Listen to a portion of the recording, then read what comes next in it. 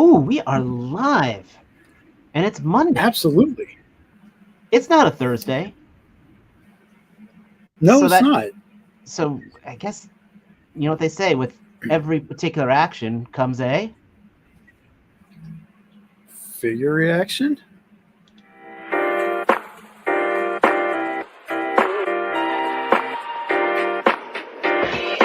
Bring it up.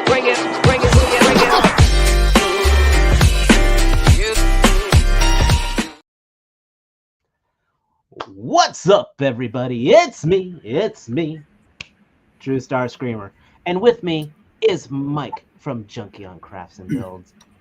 Hello, everyone. Happy Monday night, and thank you for joining us here.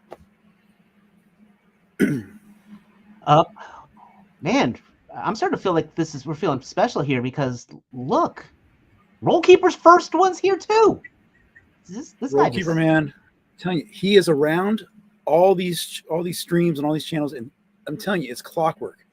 So, and I met the man in person. He's a fantastic guy. So punctuality is on him. And again, McLauring, another favorite for the Figure Reaction and the Figure Action podcast. Welcome. So, Dave, what are we talking about tonight? Oh, yeah, sorry. We got a cool one here for you guys, folks. I mean, we've got, we've had the people from Legendary. We've had Quentin Bedwell. We've had Sir Dork, and now the next to add to this awesome cast, we have the people from Brutal Realms, Realm Toys. If you guys have not checked out this Kickstarter, apparently this is going to be the year of sword and sorcery, badassness, testosterone, whatever you want to put it. And this is going to be a really cool line. I know Mike pointed out the Kickstarter to us on Figure Action, which if you're not watching that, every Thursday, 9 p.m. Eastern time. And we try to, of course, showcase a lot of these Kickstarters. And when I saw this, I knew this was something different. And I think this was definitely worth everyone's attention. We caught this, and I said, Mike, I think we should talk to these guys. And Mike's like, David, have you been drinking again? I'm like, yes, but I still think we should have these guys on. Yep. And I am drinking again. Excellent. But don't worry, I'm following it up with water because, not that we have a paid sponsor or anything, because we're not actually paid for this, but I don't like hangovers. But enough about the rambling. Let us bring in the guests of honor. We've got both James Harkness and James Soul. Jason Soul. Jason Soul. All right. He's got soul. But I guess so. But he's not a soldier. Oh. Yes, he was. I was a Marine. He was a Marine. Oh, never mind then. He's the real deal. But we don't call ourselves soldiers. I was just pulling the song lyrics. No, you're good. You're good. Technically, we don't call it. Yeah, we call ourselves Marines. Ah, yes. So once a Marine, always a Marine. Yeah, we don't go by soldier. We don't go by trooper. Inactive. Well, so we have a Marine and a squid. Are in denial. All right. Oh, who's a squid? Oh, I am. Oh, nice. Thank you for your service, sir. 12 years Navy. Awesome. Same to you, man. Thank you. So welcome on board to Figure Reaction tonight. How are you guys doing? Great, great. We're happy to be here. Good. Very happy to be here. Thanks for having us. We're happy to be part of. We know you guys. Go ahead, Dave. I was gonna say we know you guys are starting to do the circuit here, and we appreciate you guys bringing yourselves down to us after being on some high tier shows. So we appreciate you very much. Hey, everybody has to start somewhere, so don't even worry about it. We're happy to be here and happy to talk about ourselves. So that's the most important thing. Absolutely. Well, for people who caught our shows, you guys know how we do things. We try to keep a decent path going on of conversation. So let me pull up the infamous slideshow, because we've got ourselves here the evening with Brutal Realms. For anyone who's in the audience, if you have questions, absolutely chime in on the messages on there. We catch something cool, I'll absolutely be throwing it up for the guys. We try to keep not only us talking to them, but we want the audience to be in this as well, because that's the only way you guys are going to figure out why you should be investing with it, helping these guys out. Because I will say, you want to be helping these guys out. This is something with a lot of the fantasy out here. This is still something a step unto itself. I think is worth keeping the eyes on. Thank you. And we are not, just so you know, because I saw us here, we are not even going to talk about that. That's Thursday rant. I want to hear nothing about SDCC right now. Don't worry, it'll be back up. Everybody, calm down. Oh my God, I hope so. It'll Same be thing to my back wife up. the other night. I hope so. The factory can only make so many, and they've already sold out, and they have to wait for another time period so they can schedule the factory to make more. So don't worry, they'll make more. Now, I did read that there's supposed to be another release of pre-orders tomorrow morning at 8 a.m. Oh, there you go. Yeah, they just I have to set talk a to the reminder. factory. Yeah. All right, Cool. that's it. Well, So, that's Hasbro. Let's get this. Let's Let's talk go about ahead and the get future. the ball rolling. Yeah. So let's go with the basic. Who are Realm Toys? You guys are two independent. You guys were two independent fans. I'm not sure. What if you guys have independently done projects with other, your own independent projects or collaborated with other companies. I know this is your first mutual collaboration. Absolutely. So, yeah, we're both job Instagram. interview. Tell me a little bit about yourself. Yeah, we were both on Instagram, sharing pictures of stuff we were working on, and I think he started following me, and I started following him, and we started talking about the things we were working on, and started comparing notes on figures we were trying to make. I was trying to make this mouse figure at the time, and then I tried to make a 5POA figure, and I've always been trying to make some stop motion puppets.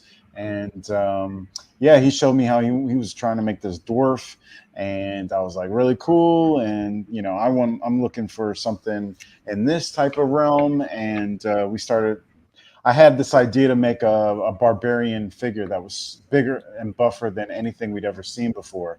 And I tried to think of who I would want to go in business with, and Jason was one of the first people I figured to talk to, because we both had the same design aesthetical, desires. We both liked the same thing. So I reached out to him, and he was down for it from day one, A1. Jason has been my homeboy. So we have just been riding this roller coaster together of trying to make an action figure, ups and downs, the highs and lows, and it's been quite an adventure. And here we are coming to the finish line, and we're hoping we can finish strong and bring these wonderful and barbaric action figures to a home near you, maybe your home. Well said. Yep. When did you guys actually start on this? I mean, how long has this been in the making? Almost. It's going on 3 years. Okay, Really? okay, shit. Yeah. Yep. So it was the beginning of what was that? 2021? 22? Yeah. I think it was towards the end of 2021. Yeah, it was. So, yeah. It's been we've lost track of it because it's been a long journey. Yeah. We thought we'd already have launched our Kickstarter long ago. We had these delusions of grandeur because we didn't understand how much work it takes, especially if things don't work out with a certain designer and here and there. And we've learned a lot along the way. A lot. with artists and designers and the time they want to contribute and the time they don't have to contribute, and if you have updates and if they're going back and forth, it's just a lot of it's a lot of stress on the artist. Yeah, but and when also you on should us cut too. ties and find a different cut ties designer. and run. Yeah. Yeah, exactly. Because we were new to the game, we thought that maybe, you know, this is the only person that would work with us when we found a designer. And then when that didn't work out, we were just thankful for another designer. And then we found Penn, who, lucky enough to us, has been better than we could ever imagine. So we got really lucky, because it could have been a continuation of the issues we've had before with several designers. But Penn is a godsend, for less of a better He's our word. savior. Yeah, absolutely. Okay. We pray to the altar of Penn. Absolutely. And all our other artists that work with us. We work with a large group of artists, and we're happy to have every single one of them right now on our team, because every single one of them is phenomenal. And Absolutely blessed. Yep. So Is Realm Toys like an LLC? Is it an actual? Yes. Yes. Yep. So Brutal Realm, singular, is this toy line, this barbaric action figure toy line. Realm Toys is the overall arching business, which we will probably, hopefully, launch other realms too. You know, it's a play on it, so like a pirate realm or so on and so forth. So it allows us to have an idea that can branch out to all these other ideas while keeping it cohesive and A coherent. true realm for collectors, pretty much. Yeah. Hey, there you go. There you go. Yeah. I like that. Okay. So So in your 3 years with all this planning, what was like one of those things where, I guess it was one of those, as you're saying, you know, learning processes and whatnot. Was there something that really like struck you? You're like, holy crap, I didn't realize this is part of the whole deal, like getting ready for things. Or I mean, was it like the production items? I know, like you just described, the ups and downs of finding those that are willing to sign up with you for designing.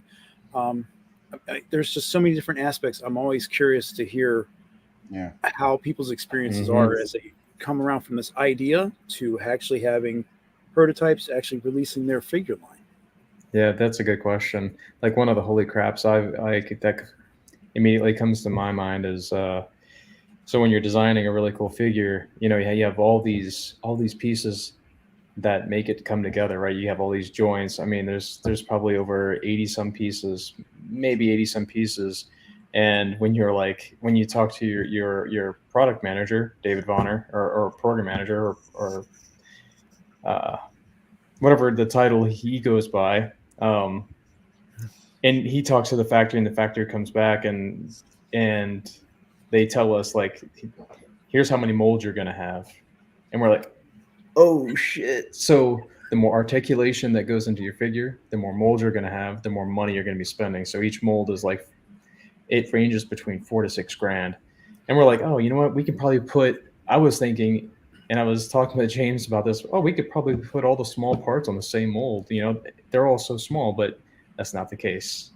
Wow.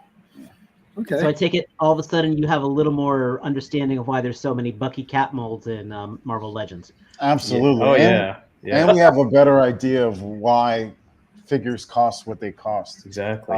Because we see the more that you sell, the cheaper the figure becomes from the factory. But it's in small little increments. So it has to be in the thousands, and then it only deducts by a little bit. But that little bit counts when you're, you know, selling thousands and thousands of figures, which is our whole hope, is that we sell a good amount. So the price that we have them at, it becomes feasible.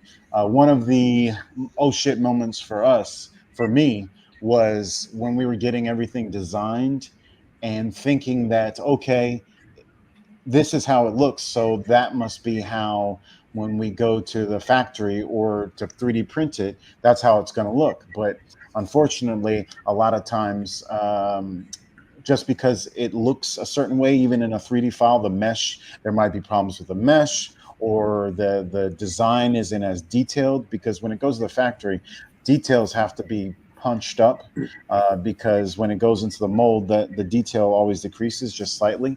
So a lot of things that we thought were ready to go and looked good, when we send it to other designers to work on, they were like, oh, there's nothing I can do with this, and I have to redo it from scratch. So that was like a big oh shit moment. Like, our old body, we had to get completely redesigned, but it worked out for the best. So like, you're talking about Like if I was making a design, if I was designing a figure, and I was just wanting the muscles on the arm, you almost want them over exaggerated, for example, so that way the Abs- mold would be able to take it better. Absolutely. You don't want subtle design, like just a little bit of a line in there. You want a deeper cut, because a little bit of detail always degrades in the mold. So you definitely want to punch everything up. So Okay. So this is going to be a question for both of you, but I want to give it to Jason first. When you guys were putting together all these designs and plans, and obviously you're collectors as well, I can see behind you there, Jason. What was your primary, I guess, the primary vision of it, and for this line? Was it the aesthetic of it, the articulation? What is it as a collector you like the most, and how did you incorporate that into the design of Brutal Realm? The very first thing that the vision of it, right? The very first I guess inception of this design is the way the figure looks, right? We're like, okay, yeah, barbarians, that's where we want to go, but how is he going to look? Like the physique, and that's James' baby right there. He loves the big brute, and when he was like, you know what, the controller, the Build-A-Figure controller, I like that size a lot, and I'm like, yeah. And I didn't collect that wave at all from Marvel Legends, and I got them all, and I put it all together, and I saw Control. I'm like, yeah, this is freaking awesome. This is badass. I'd love to have barbarians that are this big. So that was the main thing, is the size of the character and getting the size or the height, getting that nailed down. yeah, I was going a little too big in the beginning. If anyone has the Build-A-Figure controller, I was thinking like barbarians that big, just to like take it to the nth degree. But thankfully, over the course of design, we realized that the proportions would look a lot better, and we would still be giving something that no one has delivered on, which is super buff barbarians, with the body that we have now. So it all worked out for the best. Okay. So it's to follow up with that, then I guess, because for a lot of fans, and I'll highlight one of our co-hosts for the Figure Action podcast, T-Man978, who's in the chat. His primary focus for every figure is, how can I get him into the awesomest pose? The awesomest pose. The most cool, Yeah. What he's looking for is like, how do we have this range of motion? How can we get this guy into different poses, so that way you have this big buff barbarian that you're describing, but if he can't get his arm above here, or if he has a single jointed elbow, that really kind of limits what you want to do. So I like the idea that you guys are looking at that in regards to, like, we want these guys at a certain size and a certain width, these bulky muscles and that, but still able to move. Yes, Absolutely. and that's what we'll see later on here when we highlight the articulation points. Yeah. You guys really took the input from your design team and really brought us something that's pretty cool. So yeah, so we're big fans of Mafx's The Dark Knight Returns, and we love the articulation of the shoulders. Yes. And we're like, you know what? If these guys are being barbarians, we want them to two-hand a freaking weapon, right? So he's got to be able to hold a weapon with two hands easily, over his head, in front of him, whatever. So we took direction from Mafx's Medicom's shoulders, and not this direction. Yeah, exactly. I mean, that's good to sit on your shelf and not really play with. That's more of a looking piece. Mm-hmm. But we want our figure, we want to be in people's hands, and we want them to pose them in all different kind of poses and actually play with them.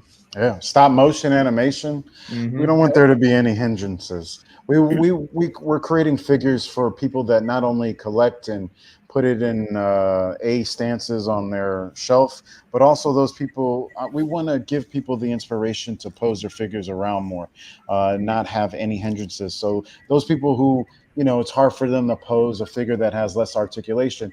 This has all the articulation, and it's fluid, and it's not, ratchety, and it's fun to play with. So hopefully they work on their abilities to pose and have fun with our figures, and just have a good time just putting it into poses that they've always wanted to have a figure in. Cool. Well, hopefully as we go along here, you'll be able to show some of those prototypes that we've seen you kind of putting on Instagram and on your other channels and stuff. So great. Sorry, I lost one. Dark Knight Returns hand. It's driving me crazy. So let's actually talk about the brutal realm. You mentioned we have other ones, so let's talk about specifically the brutal realm. Yeah. So brutal realm is just like this barbaric ancient history world where like all the fruits and fauna and flora help to make everything bigger. Think of almost like Avatar, not the anime one, but the movie, where everything, just because of it's almost like Eden, where everyone is bigger and buffer. The animals are, the plants are, the insects are. Everything's just a little bit bigger and able to achieve like the pinnacle of everything that it could be. So all the plants put out HGH. Something like that. Yeah. Maybe not the plants, but yes, pretty much. Yeah. So everything's on steroids in this realm. Yeah, exactly. So yeah, and because of that, you've got godlike beings everywhere. So and we're having fun playing in that world. There's a lot of alchemy and magic and just strength throughout that permeates this world, and we're trying to tell some of the stories that happen because of that. Okay. And I know it's my third point here, but for telling these stories, I have to ask, is there going to be some kind of thing to tell it? Is it just the card backs, or are we actually going to have some kind of web comic, actual comic, audio drama? Yeah, we'd love to do all of that, but first, we have to see how much the support is for the figures, and if our support grows, because a lot of times with a new line, people are hesitant. So if we just fund for the Kickstarter, that's cool. But then once people get these figures in their hands and it grows exponentially, and people want to know more about this world, and we actually do want to tell people more about this world, we'll definitely invest in, because we've already got some great artwork from Desar, whose whole style lends to almost like a comic book. Maybe there might be like with our designer Ken Coleman, which is the art you see on the slide there. Something where there's a picture of the character and then there's a little story, which is something kind of what we've done with Desar's artwork. So we might do it again with Ken's. So that could be like a cool little flip through book that eventually comes with our figures. So, and we love stop motion and we love animation. We love live action. So who knows where this can go. Is there a story Bible somewhere written at least for this? Yes, right in here. Okay. Awesome. Now, James, you mentioned a few times stop motion, like sounds like AI type of stuff. Are you kind of putting together some, I guess, examples of your desire? Are we going to be able to see stuff like that on the Instagram as we continue along here through the Kickstarter and its successful funding and as we go forth? Not anytime soon. We have to get factory delivered figures that can hold up to stop motion animation, because 3D printed prototypes aren't. The ones that we've done are pretty sturdy, but they're not sturdy enough for stop motion animation, which requires very stiff joints because the movements are micromental. So hopefully in the future we can do something like that and have some fun with it. Love to do stop motion animation with our figures, and so like Justin Rash, the stop motion animator who does it for Motu, and does some beautiful storytelling with their Origins figures and their Masterverse.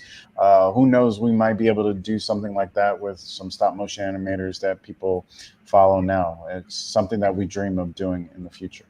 So, yeah. Okay, and setting the tone, I do that to complement the introductory video you have on your campaign page. Who's the narrator?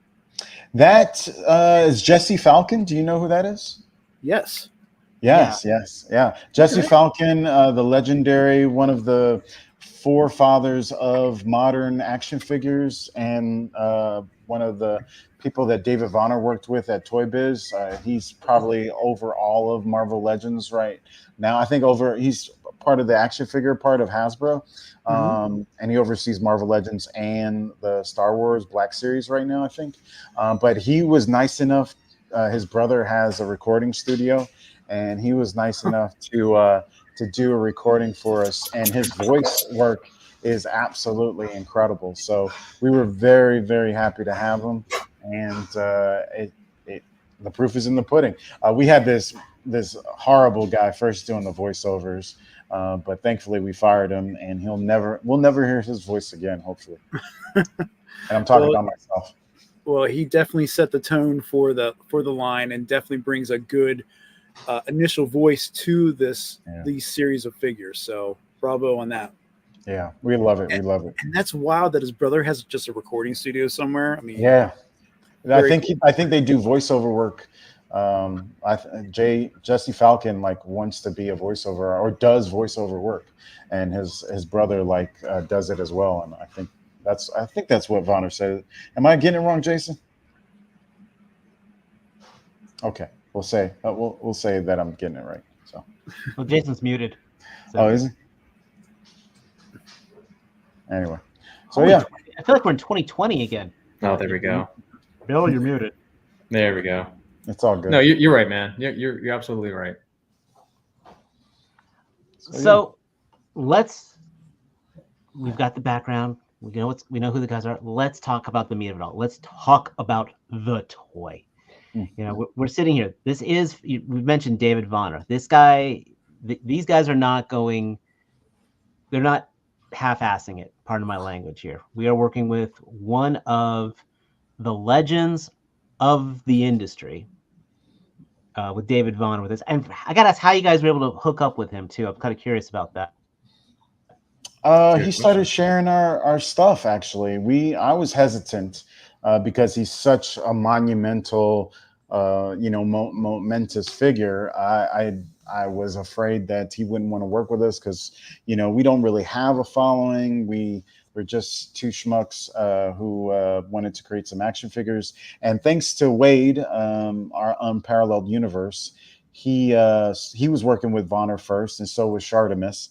And Vonner started sharing our action figures, what we were posting, and it made me realize, all right, stop being scared and reach out to the guy.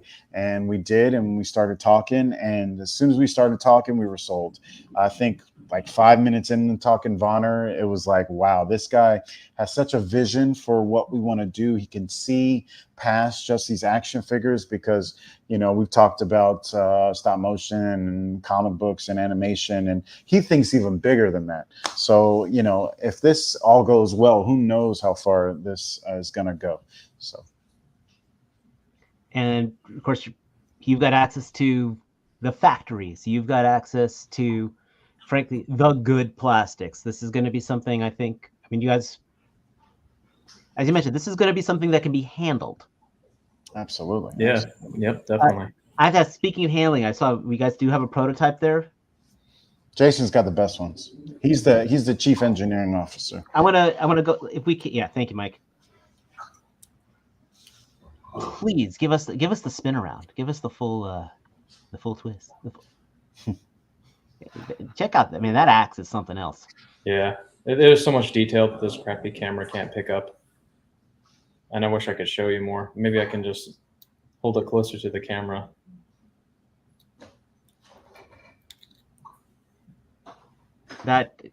See, there's the crow's skull head right here.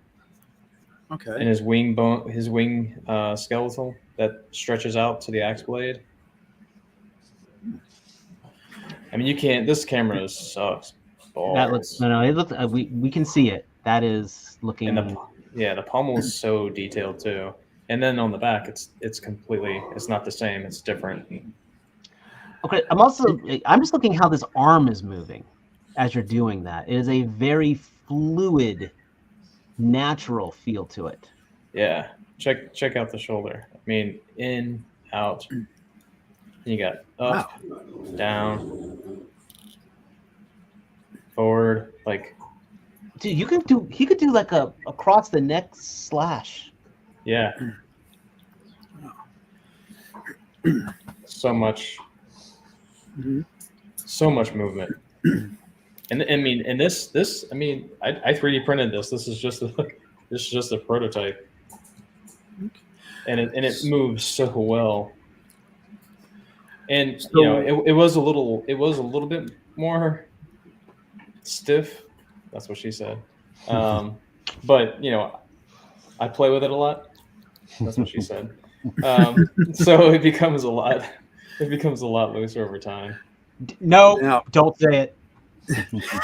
Now, I do like how the design for the chest really looks so much better than what we see with a lot of figures now. I mean, because like sometimes either the chest is really blown out where you can't cross the arms at all, or it's like malformed where like the pecs are all kind of like pushed in and stuff. You have a really good proportional shape here with these figures. You know, you have the V, which is what I would expect to see from these large muscle bound warriors. I mean, this is really cool. Thank you. Yeah, that's something we definitely tried to achieve. We're still tweaking the design just a little bit. The shoulders, we still want to tweak a little bit more, get more of a teardrop into the muscles instead of just a kind of a straight cut along it. And then the chest, we might shave a little bit and square up the pecs just a touch. But you know, we're very happy with the shoulders. We're definitely going to work on. And then there's a slight gap when the arms are next to the side, and we want to fill that just a little bit more with a wing, kind of like, you know, when Bruce Lee flexed and he had those amazing wings on the back there. We want to just bring it up a little bit more. Yeah, right here. So, yeah, we'll see. So I guess that's a really good point that you brought up there, was the example that you said about, you know, flexing back. And I think I saw on the back of it, the nice cut for that butterfly. It really looks like you can expand out, and, you know, he could, without using the coin of phrase, like the Hulk rage pour, the Hulk Hogan tearing his shirt off. I mean, that there is something that we don't see in a lot of these mainline toys right now, and that's something, again, like I was mentioning earlier, about articulation and getting that story in a photo. That's what a lot of collectors, myself included, really want to see. So I applaud you for that. Thank you. Yeah, those are some of those innovative. I mean, that's more than just a butterfly joint, because the fact of being able to extend and go back into it gives it not just the posability, but again, fills it in there. We do have a question from T-Man about the neck joint itself. How is that done? So there's a barbell between the head and the neck, and there's another barbell between the torso and the lower neck. Okay. So the neck articulates and the head articulates as well. Now the hair is printed on. I used Resi 1K Plus, and I mixed it with F69 to try to create a flexible resin print, but it still came out really, really hard. So I can't. But from the factory, we're going to choose a soft PVC or a soft resin or soft plastic, so the hair will not actually hinder any kind of articulation with the head at all. Okay, so that leads into another question I had: is what are we looking at here in regards to the quality of, or the type of plastics you're going to be using? Is it an ABS and PVC combo? Yep. Yeah, it'll be both. It'll be both. Every part of it has a different plastic. Normally, the things that you want to have stiff, friction with, joints and things of that nature, will be ABC, and then the softer things I think are PVC. So the factory already knows what should be what, and so does Vonner, and they'll be sending us factory prototypes, which are different than the 3D prototypes. It'll be made with the plastic that they intend on using, and then we'll get mold tests, and then it'll be a constant process to make sure that it's fun to play with, because we both have a great understanding, or we like to think we do, of what plastics should be what, in terms of, because we're both people that pose their action figures, so we know what pieces should be softer than others and what should be harder than others. So we'll make sure that we use only the right plastics for the right part. Okay. That is, I mean, this is just such a very cool insight of this one. Because I'm gonna say, when I first saw the project, I was definitely saying, okay, good, more big men.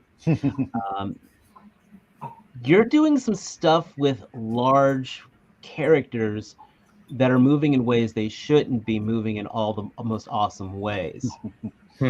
Arnold Schwarzenegger would disagree with you on that if you watch Conan movie. He got in some decent poses, but yeah, we're trying. We're this is a fantasy world, so their muscles don't hinder them from having great flexibility, nor does physics or reality. So we're just gonna have fun and create a fantasy world that we've all wanted to see. Well, like I collect. I mean, I collect of. I mean, I'm a huge collector of a lot of figures, and like for the is it Xerxes figures, they just did all those Excess gladiator- Ray, yeah. and those are big meaty men, and this is completely blowing that out of the water. Wow, thank you. That's what those I'm are good saying. toys too.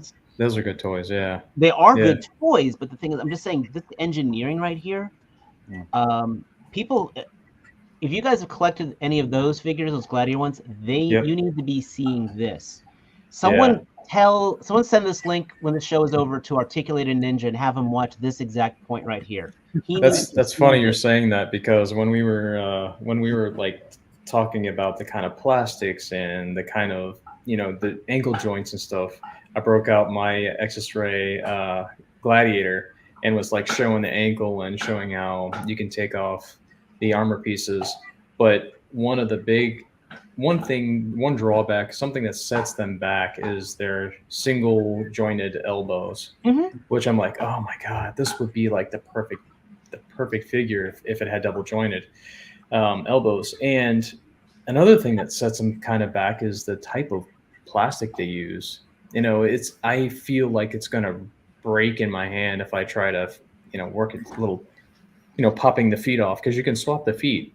So I think they fix that in the future figures. I think they've gotten a lot better on the newer ones, because the stuff they're putting out right now looks amazing. Especially I have the Minotaur. I have all three of the big ones. The LA Con exclusive. The big red rhino. The big red rhino. Yeah, he's up there somewhere. Dope. Yeah, and the articulation. I mean, even they're single jointed, but that's okay, because I mean it's still an awesome figure. They're using soft goods, they're using chains, and it's really really freaking cool. So I'm saying, but if people are collecting figure like that, we'll get to that, McLaren. I guess he hasn't looked at our Kickstarter at all. Don't worry, we'll be showcasing that as well. Yes. Remember, there's testosterone fruit there, and there's estrogen pods there. I don't know. Okay, but so we've been talking about, we've got the prototype here. We're doing a lot of removable armor. We mentioned here, and I've been talking about we talk about these gladiator figures, guys. If you have not been to their site, if you have not been to there on Kickstarter, I mentioned here the fantastic pricing, gentlemen. All this can be, one of these figures can be yours for just the fantastic price of, James? The Barbarian Warriors are 30, and then our named characters like Cronin that you can see there are 36 on our Kickstarter right now. Yeah, that is less than a NECA figure, guys. Thank you. Yeah. Yeah, we're trying. We're trying with Mafex articulation and more than Mafex articulation. Actually, we have shin swivel and thigh swivel that they thigh swivel. Have. Yeah, and they don't we have have 2 points of articulation that they do not have. So this is really something that I'm not trying to sound like an infomercial here, but if you guys want to use my recording for an infomercial, you hit me up later. I do voiceovers. Oh, Seriously, this is probably one of the best valued Kickstarters I've seen out there. We've seen some really, I mean, this is, I can't stress enough. I know after this show, I'm dropping some bucks on here. Thank you. Thanks, Well, I man. can't wait Thank to you. watch the Kickstarter go up when you do. Yeah. Well, 'Cause I guess we- that's my question now. We're talking about the toys and stuff, but I got to get an attachment. So why don't we talk about who are these muscle-bound figures in Brutal Realm? So one of the main characters, they're all main characters actually. So you want to think of it as we're just keying into one character at a time, but they're all the main character in this world in their own little story. So Ogun, the god of iron, which is based off of West African mythology, he controls iron, can forge iron to wonderful shapes, and it kind of listens to him and bends to his will as he forges it. His shield there is magical. It's got a sense of wisdom that he doesn't have, and is able to absorb energy and kind of use it back when it decides it's best to use, not when Ogun. So it does come in handy, though it might be a pain in the ass. Cronin in the center there is the future barbarian king, wielding his faithful axe and his sword of destiny, which lends him claim to his future as a barbarian king. And he's got a lot of trials and tribulations ahead of him, but it's going to make him to be the best king that he could possibly be. Crowman is the beguiled barbarian. He died on the battlefield, and 3 wicked witches used his body and his soul to kind of impart the demon of death, bring it to this realm, and they sought to control it, and unfortunately they lost their heads that day because that didn't work out the way they wanted to. And that crow that's emblazoned upon his chest was sacrificed to fly down into the void and get the demon of death. And in that struggle, it became a part of him. And then his axe has a thirst for blood on the battlefield, and it's separate from the demon of death that lives in him, but they work in unison to fell any foe that comes their way. I'm catching a lot of cool influences on these. Some I think obviously I don't say are overt, but also some very fun subtle stuff on here. When I look at Ogun and his shield, it almost reminds me of Visionaries, of him not having control over his magic. Crowman actually pulling more of a spirit of vengeance, the crow specifically, you know, and having a bit of Elric of having, because he had the sentient sword of Stormbringer.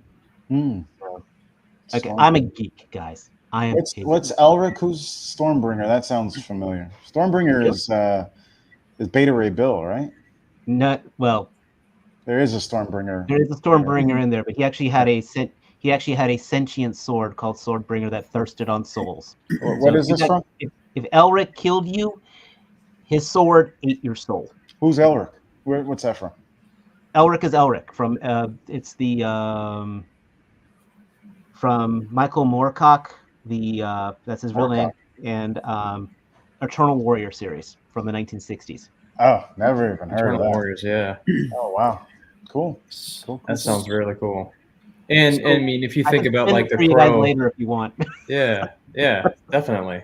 I would like to.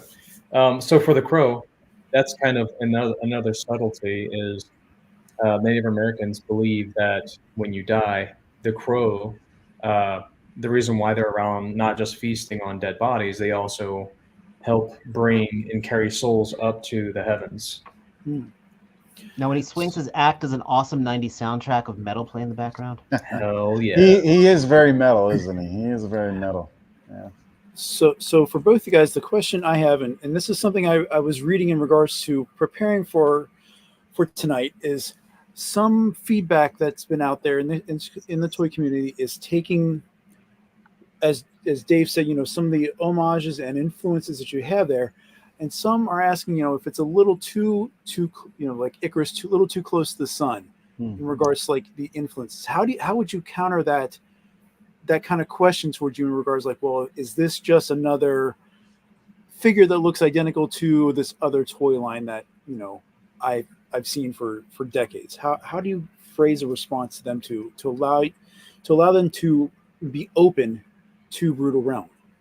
Well, I mean, every character is inspired by another character. So you look at Darth Vader; he's inspired by samurai armor. You look at He-Man.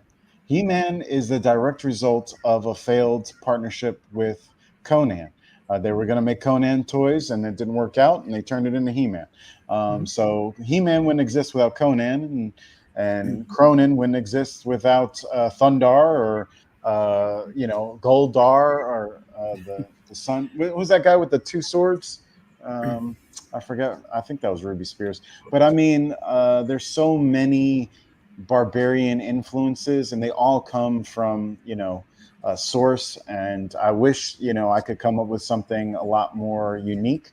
But we all are slaves to our upbringing and what inspired us, and these things come out. And sometimes when we Black Star, thank you.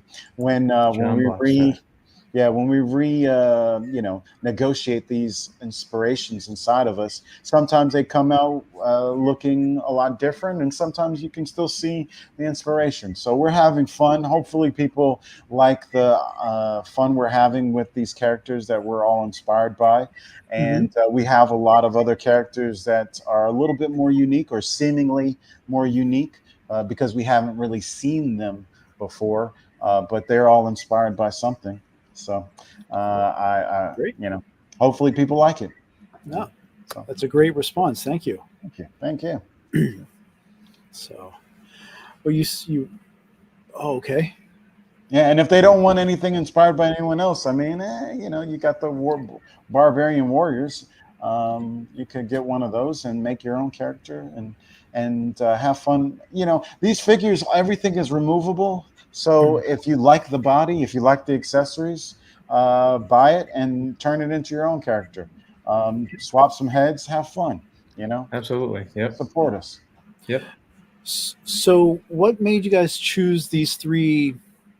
I'll call them nationalities, but you get what I'm saying. You have the African barbarian, you have the Native American, then you have the Nordic Euro style.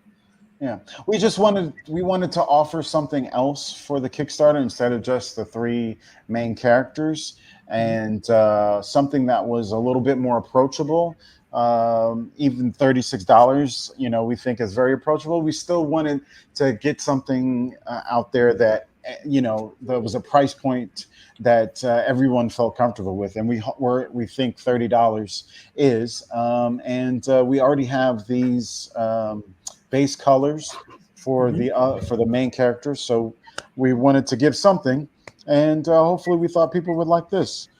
So they're just generic, so you can create your own story, create your own character, do with them what you want. And we even included bare feet in case you wanted to strip them down even more and have fun. So hopefully people like it. Okay, great. And then we do have the accessory pack. I mean, again, this is what, $5 for the accessory pack? $5, yeah. We're not making any money off the accessory pack, but we wanted if people wanted to bump their base, the Barbarian Warriors up, to have a few, more to them. We wanted to offer this that was already in the mold. So hopefully people like these as well. And it seems like it is a lot of our sales for the Barbarian Warriors. People are getting these as well. Yes, the loincloths do come off. You got to heat it up, the waist and pop, but they do come off. They're not attached. Yep, well, everything is removable.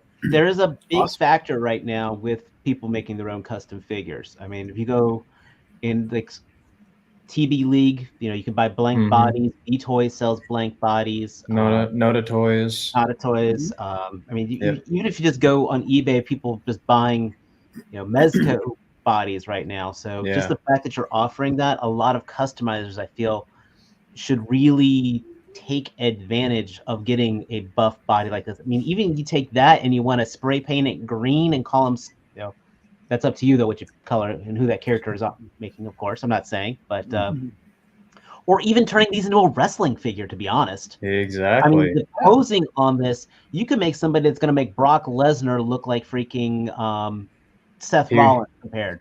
Yeah. Yeah, you could take the loincloth off and just paint the, you know, it looks like briefs underneath the loincloth. So, I mean, you can see it right here. That's what it looks like underneath the loincloth. So I'm just saying, like, even if you're not a Barbarian fan per se, I think this line is offering a lot to various collectors, not even for the sword and sorcery fan, but these blank bodies I think are some fantastic custom fodder. That's I don't say fodder, but custom bases. Sorry, right? Yeah, custom bases. No, it's fodder. That's all part of the design. Yeah. Cool.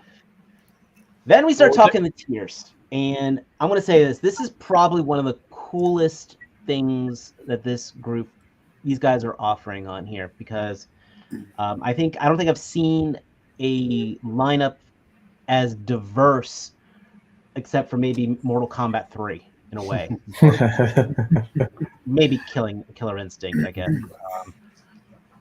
Like this again, another genre you could use these figures with. You take this, you toss some loose collector werewolves on here. You got yourself your own new fighting game unto itself, guys. Yep, we thought about it. Definitely.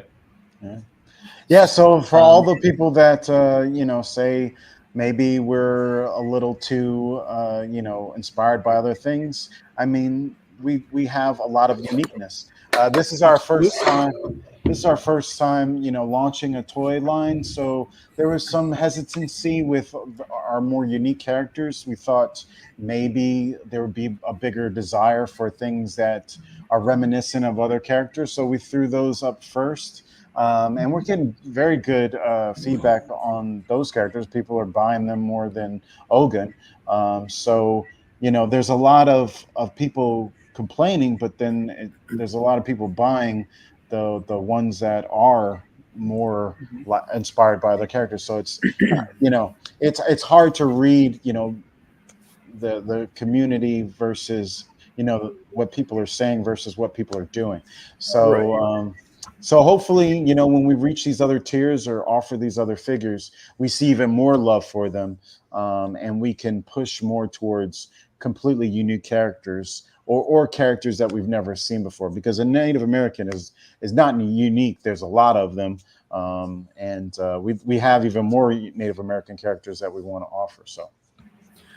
Well, can you guys give us a quick rundown of this character for your first tier, and like, what are some of the things you definitely wanted to bring into the design? Jason, you take this away, since you're the only one of us that has Native American blood.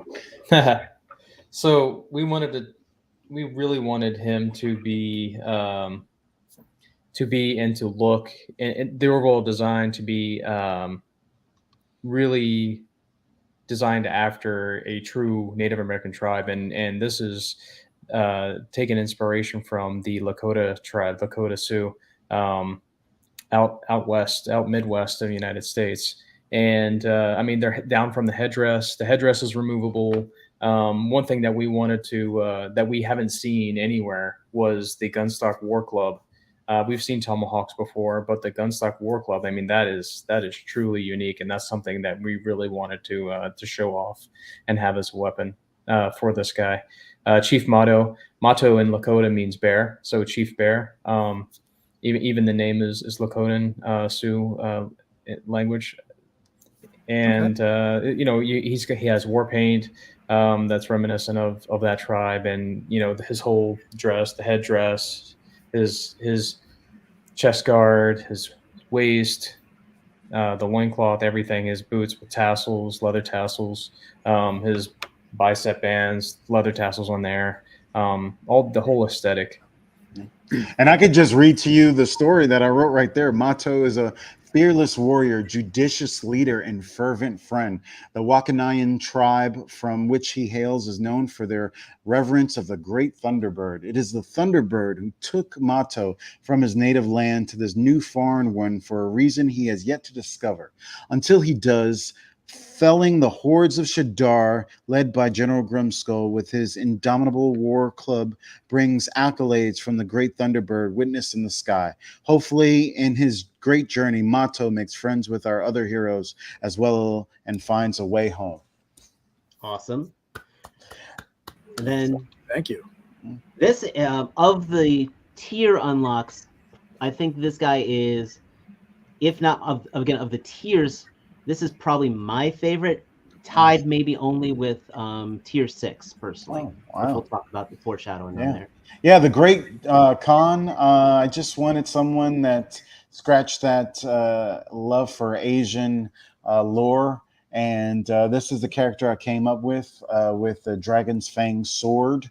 It's actually made from a Dragon's Fang, and think almost like Crouching Tiger, Hidden Dragon, and how adept that sword is at fighting people. And then his Phoenix bow with the Phoenix arrows. Every time he knocks the string or pulls back, this Phoenix arrow manifests and then finds its target as though it were a living entity, and then it reappears or another one comes up from it, and it is limitless. So think of a skilled Mongolian archer on the battlefield with limitless arrows that have a mind of their own, and then he's got dragon skin cape, like short cape on his back there, which protects him as well, and dragon armor all around. So hopefully people like him as well. And his ponytail is on like a swivel, so there will be some articulation there. Yeah. Yep. Then we've got okay, never mind. I forgot Owl King. Actually, I think I might like Owl King. Yeah. Owl King's definitely one of my favorites. Yeah. I wanted to think of someone that was more Nordic, Viking, and I just seen that the North movie that was really cool with Skarsgård, and I love one of the characters in that. So I wanted to just draw inspiration from that Nordic helm, and since it has like an owl look to it, I just naturally took it to the nth degree and gave him owl feathers. And then where his shoulders are, that actually wraps around his shoulder, so it's independent of the chest part. So it will move with the articulation, so it won't get in the way. And he's got his Viking axes. He has 2 of them he comes with, and he has an articulated owl as well. And he's the Owl King. No one is cooler with owls than him, and he fights like a swift owl that can. Who are you, man? I'm the Owl King. Exactly. he might be part of a whole race of or tribe of people that worship the owl, and he is the main leader of them. So thinking of him in that term. Now, before we move on, I might have missed the beginning part of this, and I apologize. I stepped away for a second. Is the owl a separate animal, and is it articulated? It is. Okay. It'll come with 3 different feathers, or not 3 different feathers. Wings. 2 different wings. Yes. Okay. One wing where it's just in on its side that you just plug in. Be very careful not to lose it. And then the articulated wings, which have a hinge at the side. And I think the other wings are bent, so it's actually 3 wings if you really want. 3 sets of wings. Yeah. 3 sets of wings. Yeah. Now, will there be any other articulation points, specifically that the neck, even if it's on a swivel? That'd be something really cool to see. Yeah, I think we'll have to look into that. I don't know if we have that design yet, but yes, that is definitely something that we would want to do, is put the neck on, because it's an owl and they can turn their heads. Right. A ball joint would be perfect for that. Yeah. I hate when people do swivels when they could have easily done a ball joint. So yeah. So you can that's definitely something we'll probably do. The geek in me has an interesting question. Absolutely. Have either of you guys ever seen the original Clash of the Titans movie? Heck yes. Harryhausen? Yes. Mm-hmm. I'm a stop motion fiend. So yeah. Oh yeah. Yeah. Not that I'm going to tell you how to run your company per se, But if you ever made a Greek warrior, a clockwork owl would be a fantastic, or at least a brass owl might look kind of cool as a reuse of that mold, just to get your money's worth out of it. Just not that I'm telling you how to run your company, guys. Please tell us. We love feedback. But yeah, Absolutely. we're already getting so much feedback to be more unique. So maybe we'll hold off on that a little bit. But that's definitely something that, I love that movie, Clash of the Titans. Harryhausen is the godfather of stop motion. So yeah, absolutely. Well, yeah. I just definitely want to let you guys know I'm checking some stuff on my Instagram. I'm getting some messages.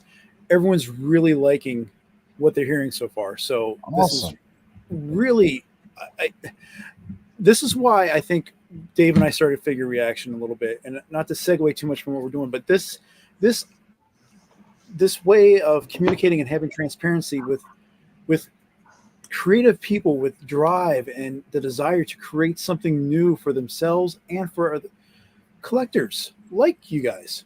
That's what really is a fun and engaging way to experience this collecting, and hearing that you're listening to the feedback that you're being given. Sometimes, and you were kind of saying it earlier, where you have to pick and choose what you're hearing. The fact that you are listening is really fantastic. So applaud you guys for that. Yeah, if there's one thing as a toy collector we hate, it's like when you see how a toy company could make something better, and they don't hear the cries of not that cries, but the feedback that most of the community is giving them that would actually make their toys better. But they're not listening for some strange reason. We don't want to be that company. So we're definitely listening, and we're definitely taking in feedback as well. We're changing things because of the feedback we've been given. So also another thing I don't think I've mentioned on here, I don't think and any of us actually have mentioned, but I think also because of the type of character this is, these guys will scale with anything, because they're they can either be these big brutal guys, or we mentioned like with the Minotaurs, they might be small, since they'll still be able to bring the fight to them. So again, the flexibility that these designs offer. I can put them next to a true 1/12 scale figure to dwarf over them, or puny, because we're from planet of.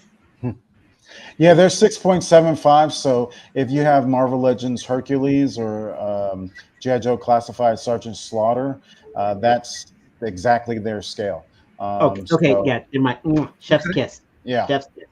Yes. So we were going for that Marvel Legends scale of 1/12, not 1/12, true 1/12, which is smaller.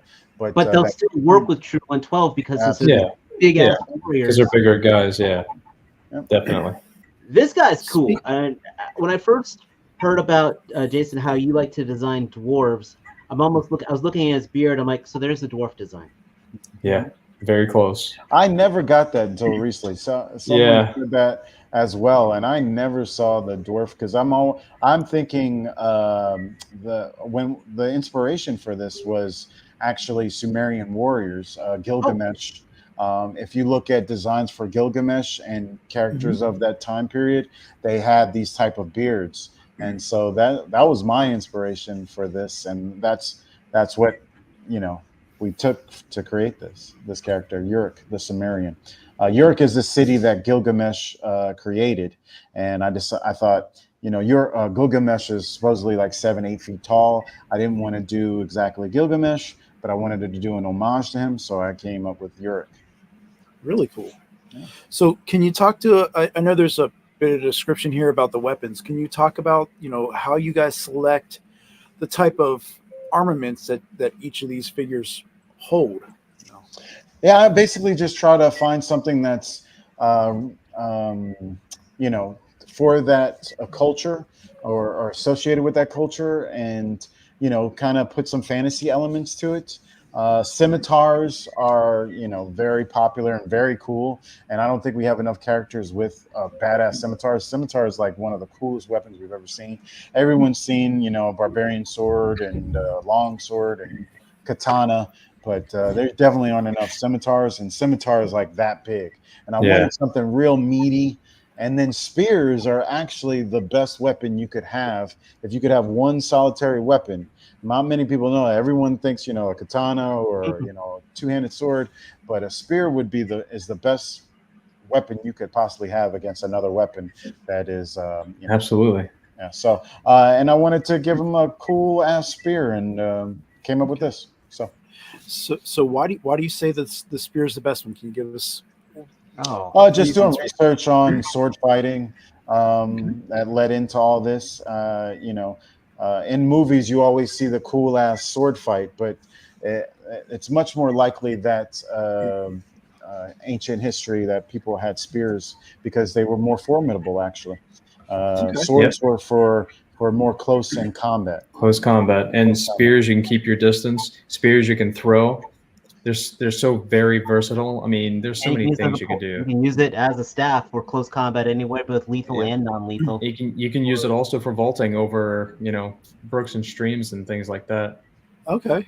And you can plant the other end in the ground, right? And hold the spear, the tip up while your enemy rams or a horse rams you or freaking killing a mammoth. I don't know, whatever. It's almost in some ways like a soldier and their shovel. They'll leave their gun behind, but they're not going to leave their shovel. The spear is almost the same way of the versatility of that because it works as close combat, long range. Marines don't ever leave their guns behind. Okay. All right. So we have a couple more tiers. We got the big General Grimskull. This is our big baddie. Mm-hmm. I think this guy is going to be. This is our ultra deluxe figure, if I recall, because we're going to get. Because of the soft goods and all of his accessories, a lot of them are new, so it would take a lot more tooling, especially with the soft good cape that will have bendy wire in it as well. I was going to ask that actually. Yeah, it has to have bendy wire in it. After handling that M. Bison, everything has to have bendy wire. Yeah, exactly. And along the edge too, not just on the sides. We want Makes it a to have. difference. It makes a huge difference. Yeah, you can't just have it on the side. You got to have it. And if Jaded Toys can do it, hopefully we can too. But Jaded Toys is amazing. So, but yeah. So, and then his sword is going to be like a translucent red to really give that cool effect. I don't know where I got the inspiration for this character or his weapons. Obviously it was Spurt and Transformers. Yeah, there you go. And the reason why he's a further tier is because he's a premium figure, because it's going to take different tooling with the cloth goods and with the additional accessories that figures before him don't have. So we had to put him further down so we could afford to make him. So that's why. Megator. I have no idea what that is. Megator? Is that Transformers? Like Megatron. Yeah, he's okay. We're together. Okay. So we're running the gag of who you're getting it from. I see. I know, it's the wrestler Vader. So with coming together with the design of that guy, like what is something like what really brings the cruelty into his backlog or his backstory? I mean, obviously when you're trying to think of when you're thinking of this world building, there's some times like the protagonist comes back, but he's really not that bad. He's got a mission behind it. Is that the case with General Grimstar, or is he just really like a vindictive asshole? He's definitely. Well, let's talk about the story. So when he took on the Dark Helm, which is the helmet that he wears, it essentially created General Grimskull. So the helm itself, it has abilities and possesses the wearer, but the wearer has to be willing, almost like Dr. Fate's helmet. So he is willing to take on this power, this dark power, and bend it. And he actually works for another big baddie who's we have yet to talk about, but someone will hopefully get to later on down the road. So think of him as like, you know, the lord of a certain realm, and then there's an emperor above him. Okay. So, or another big baddie. There's always big baddies in the realm. They seem to just keep popping up no matter how many you kill. Yeah, and he controls the Shadar, and he sees the power that is within the realm, and he wants to take it and use it. And so the only people that can stop him are the heroes that we have offered. And so hopefully they can, if they work together and learn how to work together to defeat this great evil. Okay. So you mentioned the Shadar. That's every general needs an army? Is that what we're looking at here for the next year? Absolutely, absolutely. Yep. And I wish you could show the new artwork that we just got. I don't know if you can pop up the Kickstarter and show Sure. the Give me Shadar. give me 1 second here. I'll pop that up here real quick. So we just got new art from our artists, our package artist, Ken Coleman of the Shadar, and I think it does a great job of showing. Oh, oops, sorry. I must have just pledged. I apologize. I must. Oh, wow. Embarrassing Thank leaving you, that up there. I'm David. sorry about that. We appreciate that. Hey, Sorry. well, that is awesome. Thank you so very much. Thank you so much, David. Every little bit counts. That is a great Good job, amount. Dave. We appreciate that. So yeah, and Round toys. yeah, I think there it is. And then you just scroll all the way down. Scroll all the way down. Yep. And yeah, so the Shadar is this dark force that comes out of the shadows of our heroes. It's all the way down. And they are able to take on the kind of power. And, There you go. Yeah. Yeah. They're able to kind of mirror the abilities and powers of our heroes just slightly, but bad enough to be a huge problem. And so, yeah, they're unstoppable force. But thank goodness we have unstoppable heroes. And I love this. I love this picture right here. Yeah, Ken's art is amazing. I love it. We've gotten more art for General Grimskull coming soon, hopefully. So hopefully awesome. you like that too. Yeah. We'll go back. And then of course we have Athena. Athena, the warrior goddess. Now, Athena is a Greek goddess. We have to, if we're going to have a female baddie in this world, Athena, the goddess of war in Greek mythology, I couldn't think of anyone better than her.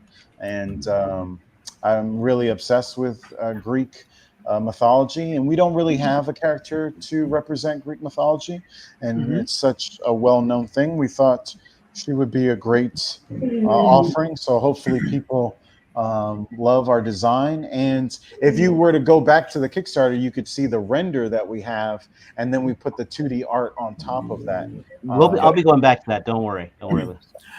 So I guess that kind of goes back to what you were saying earlier, Jason, about trying to find that right balance between sculpt and flexibility, because one of the things I think everyone's seen with like specifically female figures, long hair kills. And by the way, that is not a monster that you're all hearing. That's Jason's pit bull. I think it is. Oh, my French bulldogs. Okay. Oh my God, are they really that? Can you hear them?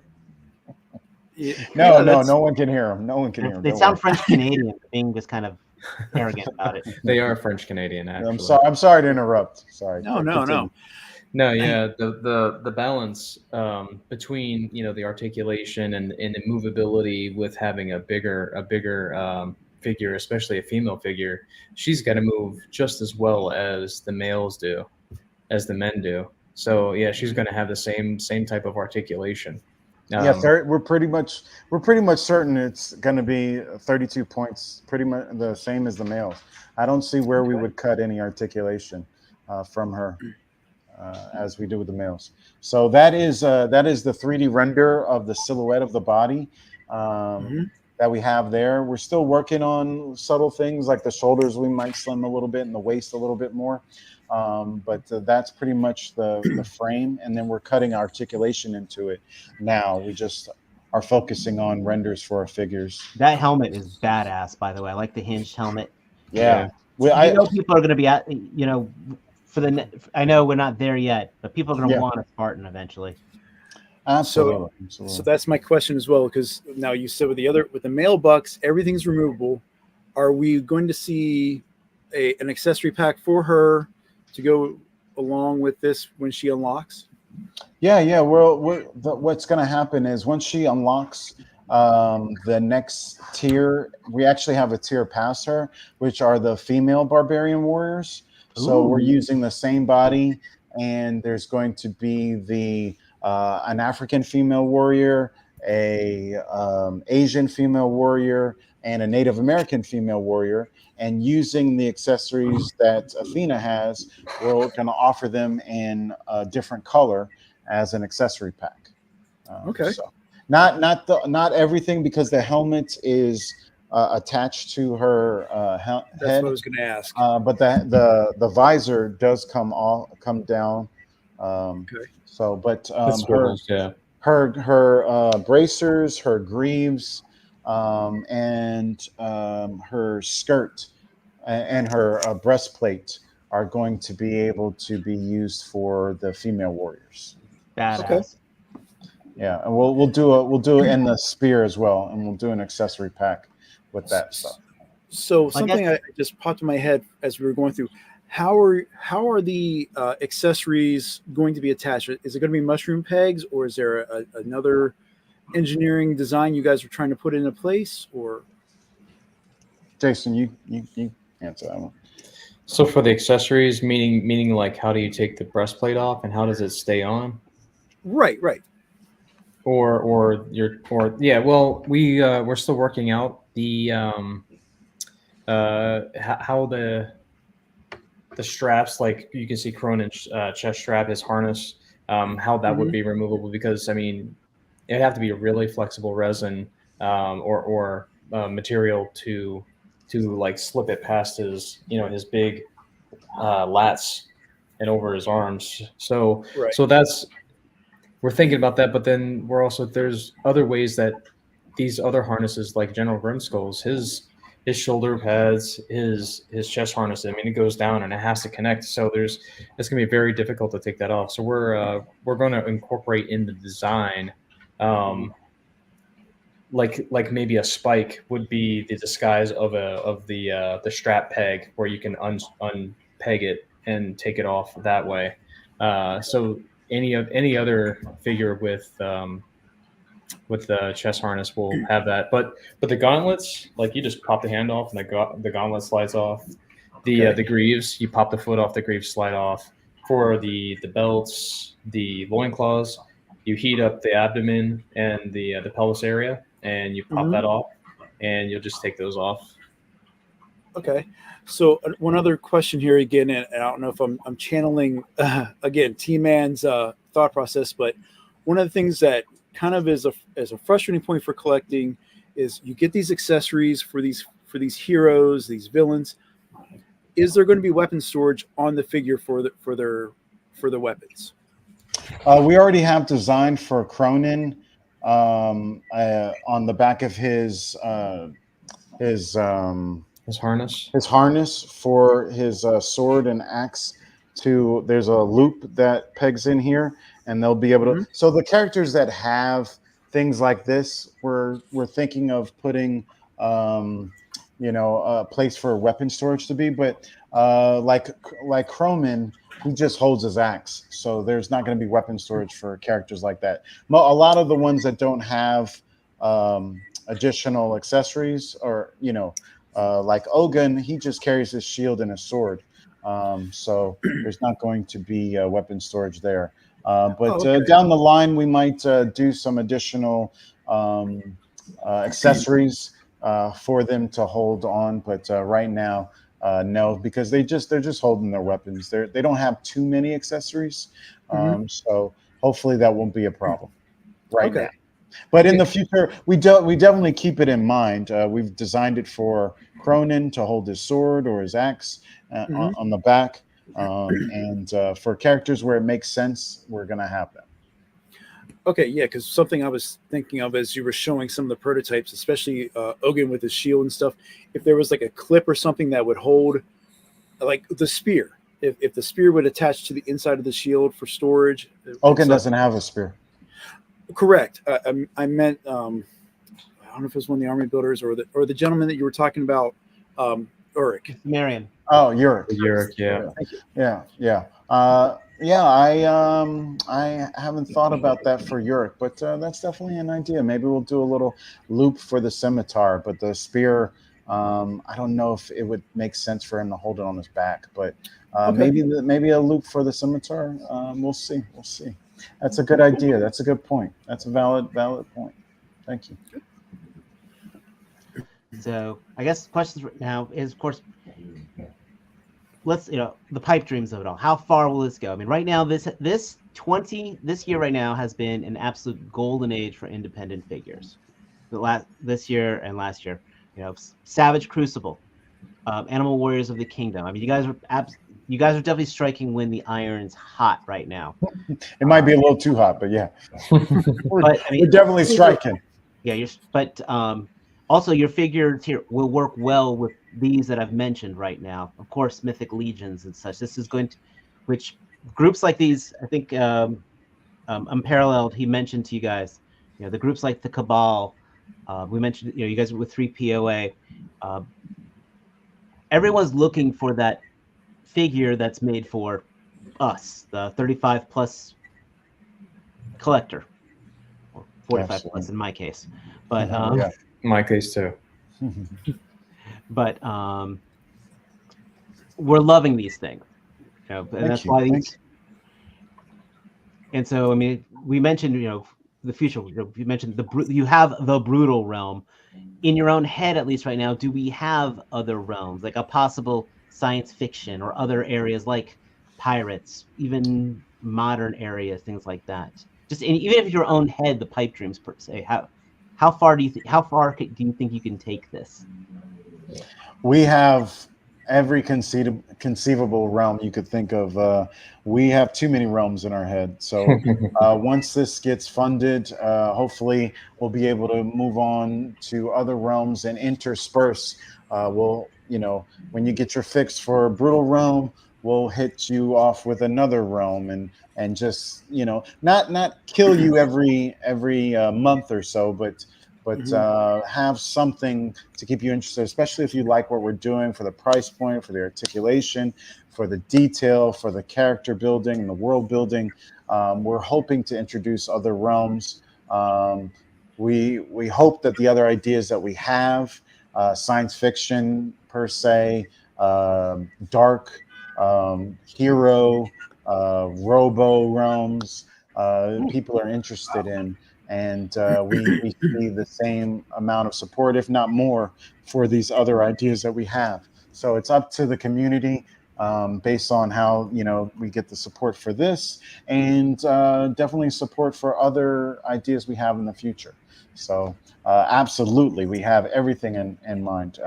Jason and I can't stop thinking and sharing ideas with each other of this huge multi-verse realm that we want to create. And then, because we know you guys are in the podcast scene, which is awesome. We again appreciate you being here. Are you guys? How else are you guys gonna be taking things on the road? Are you gonna be hitting some of the conventions? I know it's a damn shame there's no PowerCon this year. But yeah, that's where we were planning on premiering our toy line last year at PowerCon. We thought we would, before we had to redo a whole new body. We thought we might be ready for PowerCon last year because that was our big, that was going to be it. But we are, Jason can tell you where we're going to our first convention appearance, official first convention, because I was at Joe Fest walking around with Cronin, our figure, and Jason Benevue from AWalk played with it, Rob from Savage Crucible, and a whole bunch of other people got a look at it. And hopefully, awesome. So our first con will be Jolanta, and that is the end of September, the last weekend of September. Excellent. We have requested to be on a wait list for Legions Con because they're all sold out. But I think we might end up being there anyway, whether we have a table or not. I mean, it's right down the street from me. Well, right up the street from me. Oh, okay. Well, I definitely want to shake your hands then, because I'll be there at Legion's Con. Oh, nice. Okay, I'm cool. trying Yeah, if to- anybody knows anyone that we might be able to share table space with, we would love to do so. Okay. Yeah, we'd love to have some sort of showing there, and hopefully next year we'll have a more official showing. But at Joe Lanta, we're gonna have our first official showing and have banners and prototypes available and posters and artwork and you can smell my hot breath and funky farts and yeah, we'll talk all about toys. Are you guys? And what other what other influencers have you guys sent figures to? Who So can- D Amazing, we've sent Yes. him. I don't know if you guys saw his review. Yes. Pixel Dan, Robo Don't Know, Wade. Wade from has him Parallel right. Universe. He has them right. Yep. Yeah, he has them right now. We're hopefully waiting on a review from him. So, and then from there, we still have some others on the list to send it to. Hopefully soon we can send painted prototypes to some people and really give the community a better idea, other than the renders that we show, what these figures can do and look like. Okay. just a late question we got. Yeah. Yep.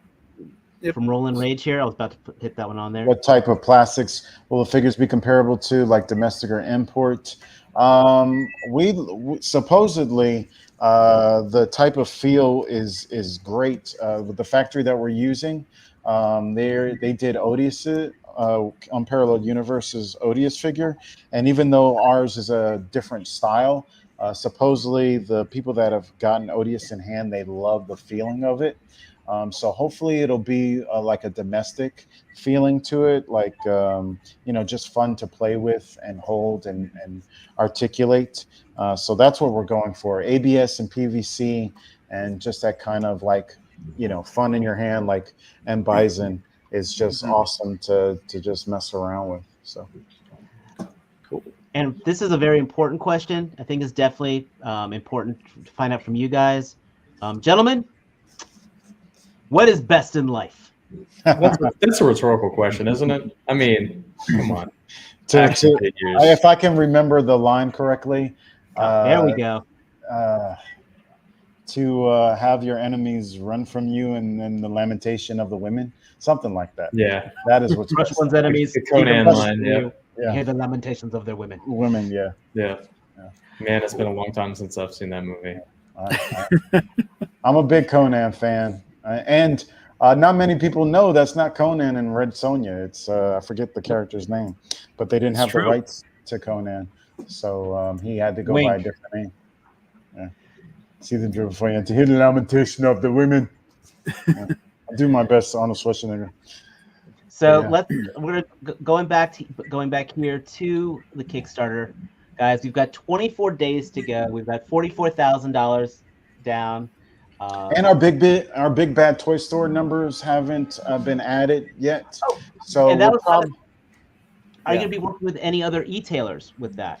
The other e-tailers that we worked with, they're waiting for, as far as I know, they're waiting for us to be funded because they charge on the spot. Unlike Big Bad Toy Store, which won't be charging you. Anyone who orders off of Big Bad Toy Store will not be charged until we literally deliver the figures to Big Bad Toy Store. And once they get them in their inventory, that is when they'll still only charge you when you're ready to ship your pile of loot. So you guys can go ham on Big Bad Toy Store. We do get a better cut off of Kickstarter, but Big Bad Toy Store is a little bit more in price, but because their shipping rate, hopefully it all evens out. Hopefully when we add our Big Bad Toy Store numbers, which we don't know where they're at yet, but from all the feedback we've gotten of people saying they've ordered from Big Bad Toy Store, we feel really good about those numbers. And as every day goes by, it'll only grow. So everyone support like we're already funded, please. Well, that's a big thing, yes. But basically, we've got a lot of resources to go to. I mean, I personally, again, for the same reason what you just mentioned, that's why I like to go directly to the Kickstarter, just because it's one less factor for you for the parent company. Yeah. So, Yep, seriously, appreciate if you that. guys have not checked out this Kickstarter page, you know, Brutal Realm, you just type in Brutal Realm Kickstarter, it'll take you right to it. I know I've showcased some of the slides here, but these pictures are absolutely gorgeous to look at on your own screen. Especially, this is why I'm in love with the Crow figure right here, the Crowman figure. This alternate head here is just, well, brutal. I love it. So, and then you see how the prototype is here. Like, again, this is literally, this picture right here, I have to say, is what sold me. Thank you. Yeah. Jason Thank you. took that picture and he posed it and he printed it. Jason is killing it with showing people how awesome our figures look. And Thanks, man. I got the European. I did get the The Yimbarian. Yeah. That's the Yimbarian. It looks just like Yimbo Reviews Everything. I don't know if you know who that influencer is, but No, not familiar with that. No. yeah, look up Yimbo Reviews Everything. He's a good kid. We were on his show yesterday, so.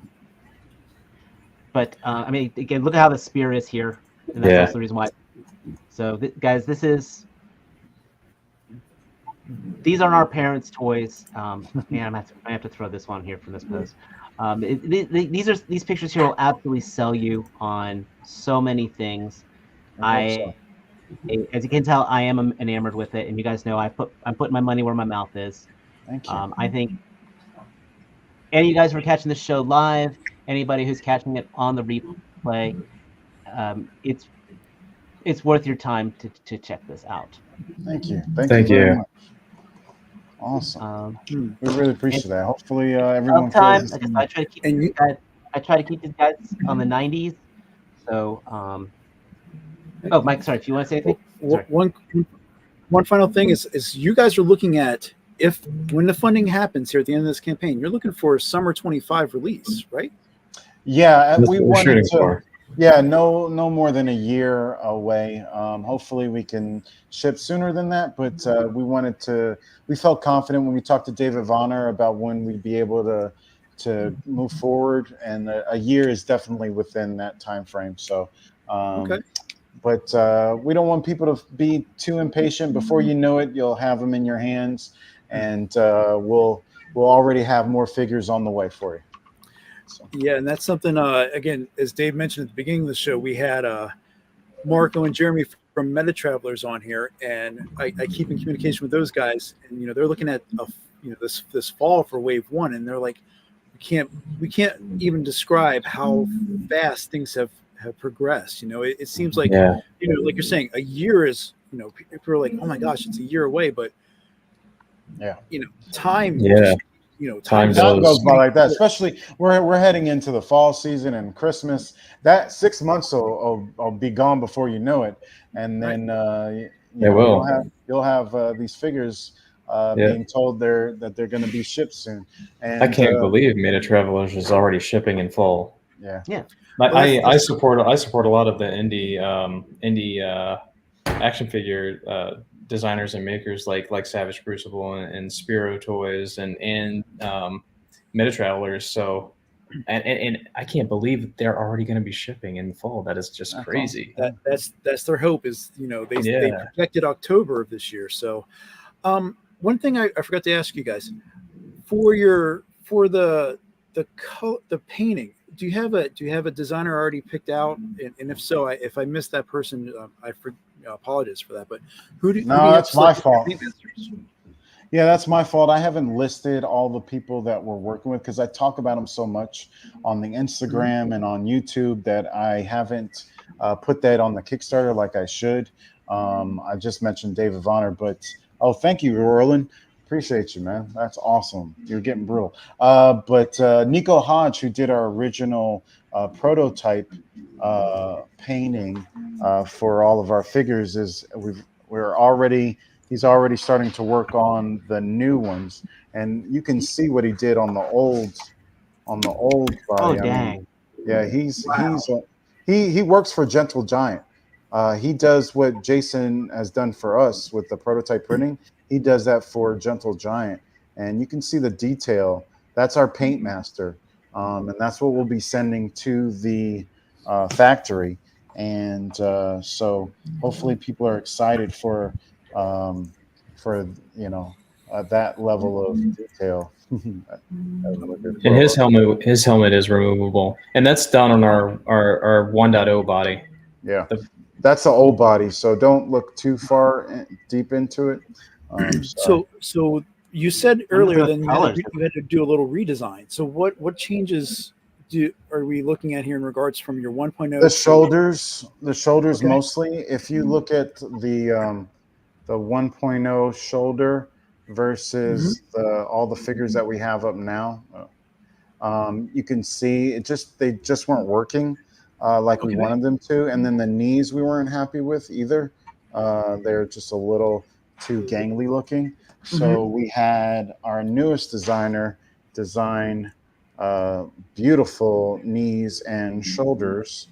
And as you can see, the difference is just night and day from what we had versus what we have. Let's see if I can do them both. There you go. So, and it's just more functional as well. There's greater range. It's more fluid looking. And we're just happy with, we just weren't happy. We had everything done and ready to go for the 1.0 body. And then, when we started looking at the prototype in greater detail, we realized that we needed to fix some things.